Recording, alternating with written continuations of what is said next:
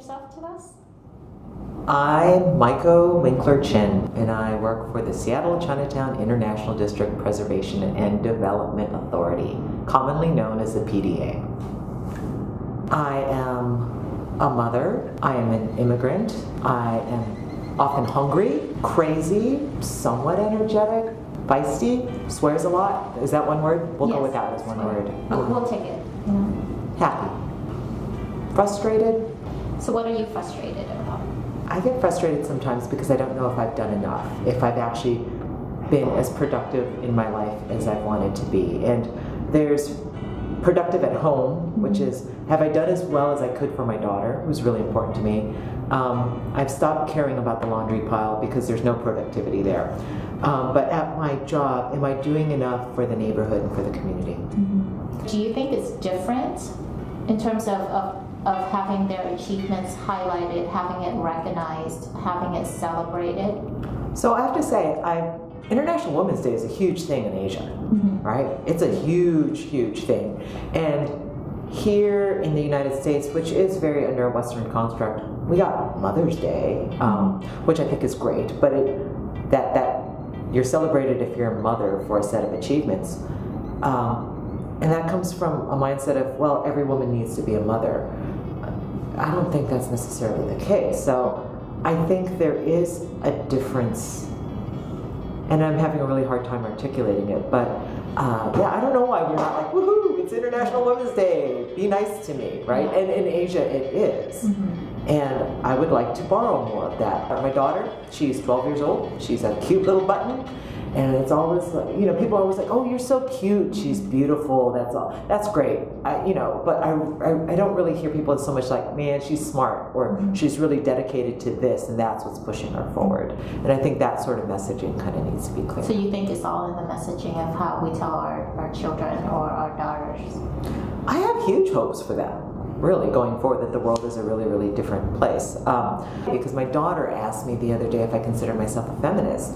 And I had to be thoughtful. I'm like, I don't even know what that word is. I grew up in a small town in Hawaii. We never used words like that. And I also probably don't think it was in the SAT, so we didn't have to study it, right? How could you not be a feminist based on an opinion that, the definition is really about equal pay, equal opportunity, equal everything with men? And isn't that really why we do our work? Can you share with us what is your proudest achievement? I'm hoping my proudest achievement hasn't happened yet, because I got to work for about another 20 years, and hopefully we'll live for 20 more plus years after that.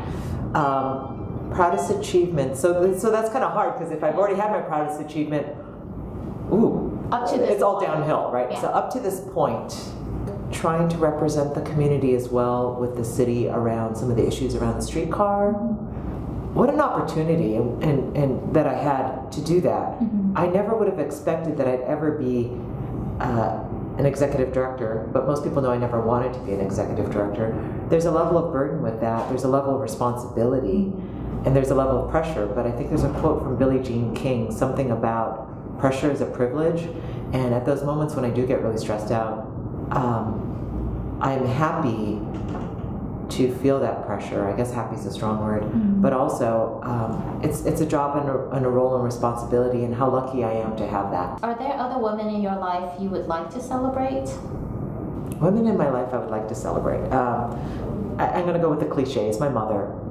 My mother never had the opportunity to finish high school, and even though I had a lot of challenges with my mother growing up, a bunch of challenges growing up, and her opinion of the world was so different from mine, and she was able to make it through during really, really rough times. And she had a perseverance and a mindset that I think is really, really important and really undervalued.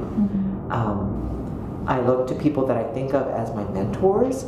So women like Sue Taoka, who used to be the executive director of the P.D.A, where I work now. There's a level of humility and quietness that I really appreciate, but a clarity and thought that I think is really, really important. Yeah. I think there's something that Sue said once to me about, well, even if you fall flat on your face, at least you move forward. Yeah. And I think that's really, really important. I think we are all trying to move things that are really important to us forward. Yeah. I have to say, I love Madeleine Albright. So smart, such a strong woman, immigrated over to this country from the Czech Republic, and she was able to use her strength and her way of seeing the world to an advantage, where she was much more conciliatory and much easier able to get to collaboration than I think anybody else could. And I think that's what really, really made her successful. I think we should celebrate people like that. I think people like you are amazing. You work really, really hard, but the important things are always in your eye, always in your mind. And even though you have a lot of responsibilities, both with your family and with your business and with your community, you're able to see enough forward that we're always moving ahead.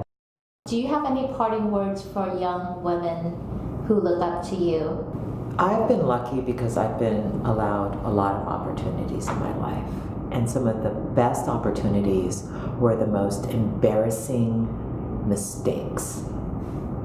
And I think at a certain point, you gotta be willing to jump in both feet. I mean, just not this whole lean in kind of thing, which I think is crazy. There's those opportunities that pop up in life and you're like, what the heck? What's the worst thing I could do? I could look like a fool. Be willing to make those mistakes because they're great learning opportunities. Thank you. No, thank you. I don't know why you asked me to do this.